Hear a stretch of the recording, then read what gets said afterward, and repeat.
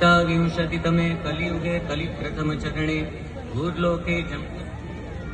भरतखण्डे भारतवर्षे आर्यावर्तान्तर्गत ब्रह्मावर्तैकदेशे पुण्यभूमौ राजस्थानराज्ये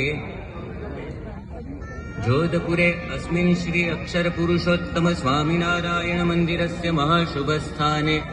मासोत्तमे मासे आश्विनमासे शुक्ले पक्षे शुभपुण्यतिथौ तृतीयायां तिथौ बृहस्पतिवासरे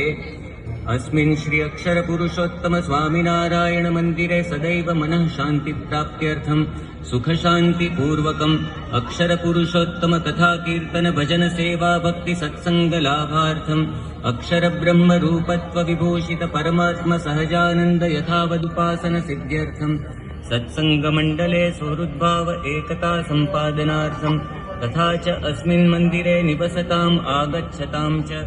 सर्वेषां